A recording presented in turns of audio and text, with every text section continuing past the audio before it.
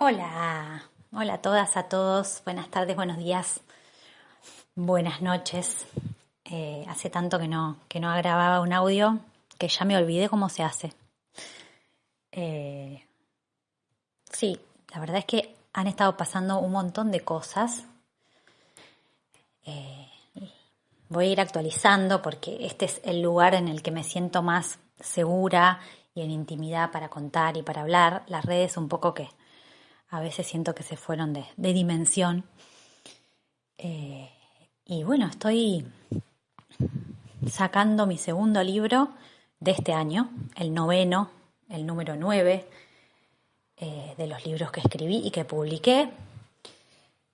Todos fueron publicados entre el año 2014 y este 2022. Así que en los últimos 8 años, 9 libros. Ha sido una revolución para mí escribirlos, esperar el tiempo que tarda un libro en terminarse hasta publicarse, que es un proceso largo, creo que es lo que más me cuesta, y después difundirlos, mostrarlos, largarlos al mundo, dejarlos volar, sacarles las expectativas que una tiene cuando está por salir y se pregunta si lo van a leer, si va a llegar a la gente que tenga que llegar, si va a tener impacto, si no. Generalmente es un misterio. Y bueno, en los últimos 3 meses, además, se cumplió el viaje tan esperado con mis hermanos a México. Ya hay un podcast sobre eso, uno de los anteriores. En el medio mi hija adolece, crece, mi hijo también. Me enamoré de nuevo de Fran y empezamos de cero una familia y ya estamos ahí conviviendo y con un montón de proyectos y novedades que ya les voy a contar y que me tienen emocionada, atenta, prudente y conmovida. Así que no están siendo meses fáciles, pero al mismo tiempo no están siendo meses desabridos ni oscuros. Todo parece florecer como la primavera, pero eso implica ponerle el cuerpo a que las cosas florezcan. Y a veces se hace pesado. ¿Qué más contarles? Bueno, sigamos en la línea del libro, del último libro. No les hice podcast de Con estos restos, que fue el libro que saqué el 1 de junio, el día que lo conocí a Fran. Salía Con estos restos, que fue un libro escrito durante todo el 2020 sobre las pérdidas de ese 2020 para mí y para mucha gente. Es una novela inspirada en vivencias personales, en vivencias de otras personas, conocidas, queridas, que culmina con la muerte del padre, que fue el evento del 2020 para mí. Pero no solamente pasó eso. En el medio, separación de pareja, hijos que empezaban a ser criados en 2 casas distintas con 2 padres también afectados por la pandemia y los duelos, el cuerpo, las enfermedades físicas, el miedo. Así que todo eso está en Con estos restos.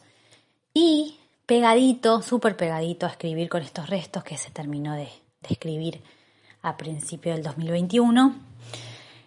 Empezamos a diagramar con mi editora de Planeta. Uy, ¿cómo estoy trabada hoy? Perdón. ¿Será que todo lo que tengo para decir me moviliza un montón? Con mi editora de Planeta, Teo, empezamos a diagramar mi próximo libro de Planeta. Es esta editorial tan grande de la Argentina y que me recibió siempre tan bien desde que entré con Leche de Madre. Leche de Madre es un libro de lactancia al que no le fue tan bien o no tan bien como yo esperaba, porque después entendí que es un libro de nicho, un libro que se le llama para un target muy específico, bueno, para mujeres, madres, familias que están esperando o que tienen bebés pequeños. Pero al ser un libro tan completo de lactancia y que va tan profundo a la información de lactancia, tampoco es para cualquier persona que se quiera informar así nomás de la lactancia. Es un super manual. Y si bien ahí hay textos que tienen que ver con el entramado de criar y con lo que para mí significó dar la teta y criar, y hay imágenes de puerperios reales, es un compendio de todo lo que sé sobre lactancia. Ahora cambiaron algunas cosas, habría que sacar una edición ampliada y actualizada porque hoy sabemos más cosas de lactancia que las que sabíamos hace 2 años, pero ese libro fue la puerta a estar de verdad en todas las librerías del país, cosa que había pasado con Dar la Teta y con Basta de repetir la historia familiar. Pero bueno, obviamente la llegada de una editorial como Planeta me permitió acceder a cada pueblito, a cada ciudad, a cada pequeña ciudad y a cada urbe, a cada provincia de este país. Y bueno, de la mano de mi editora dijimos, hagamos otro, pero esta vez un libro para todo público, no un libro para personas interesadas en la lactancia o en la maternidad. Y ahí empezó el desafío. Yo venía a escribir con estos restos un libro sumamente íntimo y de retazos personales, de dolores personales, y quería seguir escribiendo sobre duelo. Me estaba formando como tanatóloga y quería seguir escribiendo sobre las pérdidas, los duelos, pero no hacer un libro sobre el duelo, sino prestar y presentar un libro que realmente exponga todas las herramientas que utilizo y que utiliza mi equipo de trabajo en las consultas de biorrizoma. No quería un nuevo manual de biodecodificación como ser un salto en el vacío, pero sí quería un libro que, si bien no se centra en la biodecodificación, tome todas las herramientas que nosotros utilizamos para historizar, para hacer la biografía personal, para reconocer los patrones de repetición y para trabajar los síntomas, los conflictos y los dolores y las pérdidas, y que tuviese herramientas prácticas concretas. Y ahí, bueno, dijimos, hagamos un libro interactivo donde la gente pueda trabajar su propia historia. Y eso fue otro nivel de profundidad, porque yo dije, no quiero un libro interactivo donde interactuar un poco, hacer de cuenta que... Quiero un libro profundamente interactivo donde el que se comprometa a escribir ahí va a tocar los lugares más oscuros, más profundos, más auténticos, más verdaderos de su historia. Así que tiene que ser un libro interactivo, pero sumamente acompañado, consciente, donde la persona se sienta paso a paso caminando hacia un lugar más verdadero y más completo de sí mismo. Así que era un libro sobre duelo, sobre pérdidas, era un libro sobre biodecodificación, porque íbamos a contar toda nuestra técnica, nuestra metodología y la manera de decodificar síntomas físicos, psíquicos, emocionales. Y era un libro sobre los síntomas, o sea, yo quería hablar y explicar que para mí el síntoma es un logro. O sea, el síntoma es una forma de coagular, de concentrar una energía que se repite, que está trabada en algún lugar y que habla de nosotros, de nuestros miedos, de nuestros mandatos, de nuestras pérdidas, de nuestras expectativas, de nuestras herramientas de afrontamiento acerca de lo que nos va pasando. Y un síntoma no es solamente un síntoma físico, un síntoma es un conflicto, es una temática en la vida que puede estar trabada, es un vínculo con una persona que me hace síntoma, porque en mi vida el vínculo con tal primo, tal hermano es el síntoma de mi vida. Es un conflicto, como les decía, es una forma de relacionarnos con una pérdida. Por lo tanto, era importante simbolizar las diferentes formas de hacer síntoma que tenemos y encontrar una forma unánime de llevar eso por un camino común hacia el diálogo interior. Y todo esto con un gran marco teórico y explicando mi forma de ver lo que es la atención terapéutica. Incluso el autoproceso personal de acompañamiento, sin necesidad de que haya un espacio terapéutico puntual con un otro. Uy, estoy re agitada. Me gusta mucho caminar y hablar al mismo tiempo. Desde chiquita, cuando estudiaba para las pruebas en el colegio, caminaba alrededor de la mesa para hablar por teléfono también, desde que existen los celulares. Antes trataba de caminar, pero bueno, el cable no me dejaba. Ahora me cuesta mucho hablar sentada. Me gusta, me inspira hablar caminando y me agito.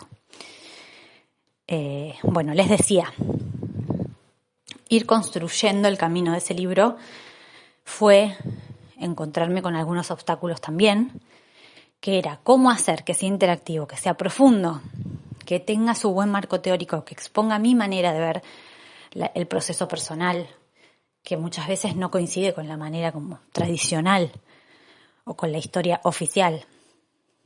Que hable desde la vulnerabilidad, que no sea un libro que parezca un sabiondo que transmite un saber, sino que abra preguntas, que abra puertas, que nos siga invitando a no sentirnos culpables, a habilitarnos, a querernos, a permitirnos el error. Era un libro sobre las crisis, ahí nos dimos cuenta. Era un libro sobre las crisis humanas, existenciales, sobre los momentos de quiebre, y por eso es una invitación a entrar en crisis, a entrar en eso que ya está sucediéndonos, a darles lugar, a vivenciarlo, a exprimirlo, a ser parte de lo que nos pasa, a sentirnos, a desentrañarlo, a desentramarlo, a biodecodificarlo. Y por eso le pusimos que es un antimanual, porque no es un manual, pero sí tiene mucho del método Biorrizoma y de un caminito para ir encontrando la forma de abrazar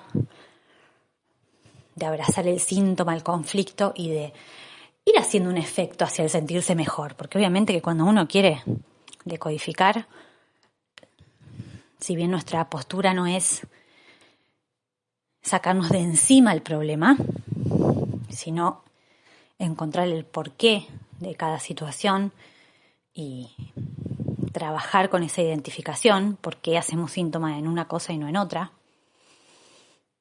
Siempre todos queremos sentirnos mejor, estar más plenos, más íntegros, más disponibles y tener más herramientas de afrontamiento. Eso es clave. Las herramientas de afrontamiento son los recursos que tenemos para afrontar un mal pasar, una mala noticia, un vínculo que se rompe, una muerte, una despedida, un síntoma físico, una mutilación.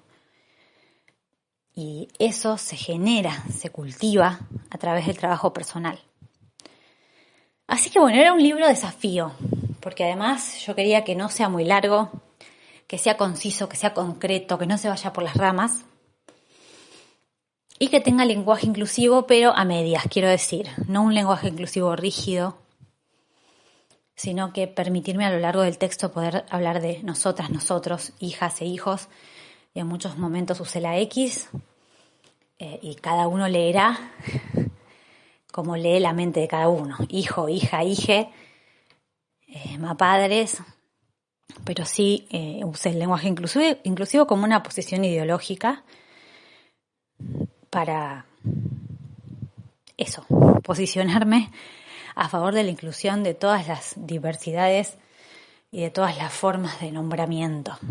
Sin embargo, reconozco que a veces se me hace difícil escribir y leer por el amor profundo que tengo por la coherencia de las palabras, y esta es una coherencia mayor, es una coherencia inclusiva, pero a veces es difícil para lo importante para mí fue que el lenguaje inclusivo no rompa el entendimiento, la limpieza del texto. No sé si lo logré, pero lo intenté.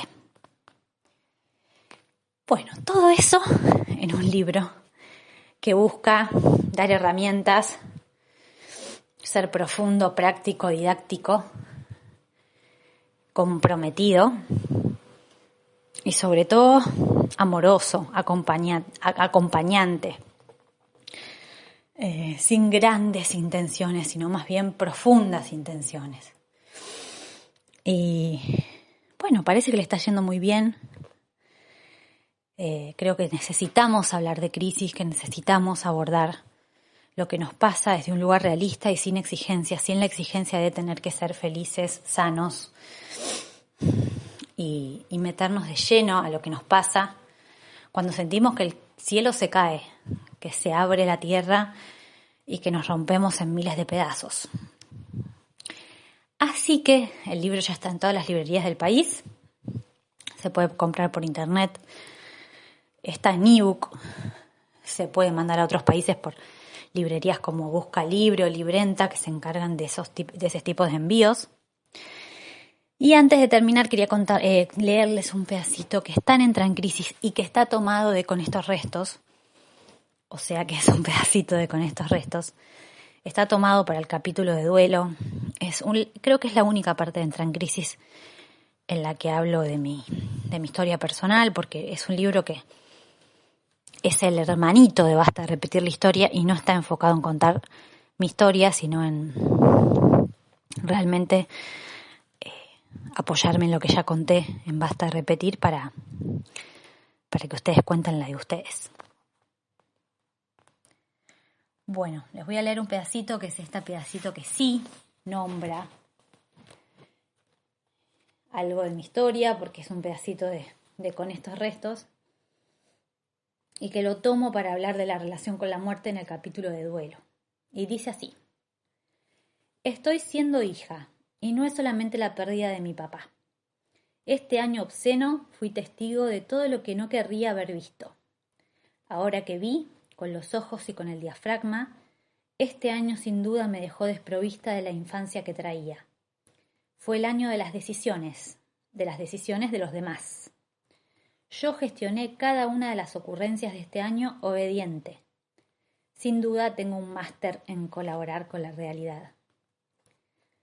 La parte mía que solo podés contar vos se vuela. Y como tu cuerpo, no está. Como no estás en esas piedritas a las que llaman cenizas, pero son árboles caídos. Como no estás en esas piedritas a las que llaman cenizas, pero son árboles caídos y no estás en ningún lado. La parte tuya que cuentan tus amigos aterriza. Tus cosas materiales ahora son nuestras, y se siente como una intromisión, como si tuviéramos que pedir disculpas. ¿Cuál es tu plan? No hay gran después, ni luz, ni reencarnación sin que se cumpla tu plan. No te sueño, no te siento, es como si te hubieses esfumado. Hasta tu ropa usada huele a jabón. Aunque el nunca más no se ubica, lidio con la ausencia como si hubiese estado ahí toda mi vida, como cuando llega un bebé, que ocupa el pasado también. El duelo es como una yuxtaposición de acciones domésticas hechas con la desaparición sobre los hombros. Perderte no me hace mágica, ni libre, ni distinta. Que llegue el año nuevo tampoco. Habrá que ver cómo se convierte tu muerte en un regalo y de qué. Habrá que ver quién es la que nace en mí ahora y cómo te nombra, sin hacer fuerza. Y este pedacito es un pedacito que tomo en el capítulo del duelo, y el capítulo sigue diciendo: si abrirse al amor es una forma de perderse, porque ya expliqué en el capítulo anterior qué significa amar, abrirse a la muerte es una forma de encontrarse. Los finales nos ubican sin chistar en nuestro sitio, lo que es, y lo que no es, se desarma por completo. Si el enamoramiento es una forma de fantasía, la muerte es la cara de la realidad. Por eso la muerte regala vida, porque la perspectiva, el centramiento y la paz de ocupar el lugar que tenemos disponible son intransferibles. La muerte tiene el peso categórico de una verdad, te susurra: es esto, no hay más. Es aquí, sin explicar, es así, es hasta acá. La única forma de estar a cara lavada ante la vida es saber dónde estoy y dónde no estoy. Hacerse presente ante uno mismo es con el duelo, es con el error, es con toda la frustración de no ser aún quien quiero ser. Me pregunto, ¿por qué tantos planes si fuese a morir en 10 años? Y ahí empiezo a desarrollar todo lo que yo le llamo el diario de la muerte, donde te voy a proponer contestar preguntas como ¿qué harías con la certeza de tu muerte en tus manos? ¿Qué te dirías en tu lecho de muerte? ¿Qué estarían pensando tus seres queridos en ese momento? ¿Cómo te gustaría morir? ¿Qué te agradecerías a vos misma, a vos mismo? ¿A qué te invitarías? Y otras cosas más. Y esto es solo el pequeño capítulo de duelo que merecía un espacio en este libro, que también habla de otro tipo de sintomatología. Digo, el duelo no es un síntoma, no es un conflicto, quiero decir, no es síntoma en tanto conflicto, pero sí es un momento de crisis en la vida, un momento de quiebre.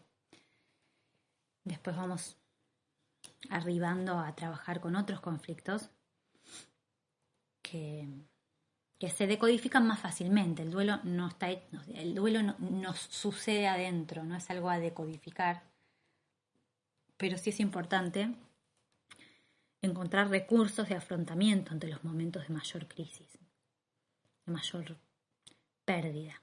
Entonces este libro se llama Entra en Crisis, un antimanual para decodificar tus síntomas, conflictos, mandatos y pérdidas. Tiene un capítulo sobre el secreto y el confesionario, que es esa cajita de preguntas que abro siempre en Instagram, donde me cuentan sus indecibles, esas cosas que nunca le contaron a nadie. Hablamos de los mandatos, de los secretos, del amor, del poder. Hablamos de la salud. Y después nos metemos de lleno a trabajar la propia historia con el árbol genealógico, el hilo conductor, las meditaciones, los actos simbólicos, la PNL, el aporte de las constelaciones y mucho, mucho más. Así que gracias por confiar una vez más. No sé cuándo va a salir un nuevo libro, ya estoy tratando de achicar algunas cosas más que de multiplicar. Creo que este año es un montón.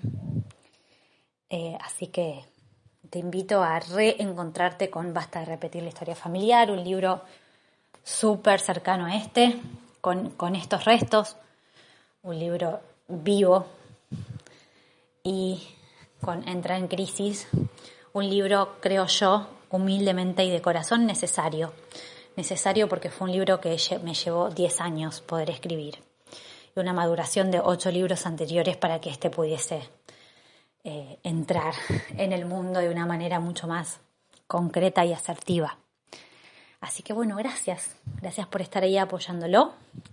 El primer mes de la salida de un libro es muy importante porque marca, digamos, la estadística editorial y la forma en que las librerías lo exponen, si queda o no queda ahí para que la gente lo vea y lo pueda elegir. Así que es de mi mayor gratitud que lo puedan compartir, que puedan elegirlo como un regalo a una amiga, un regalo del Día de la Madre, un regalo de Navidad.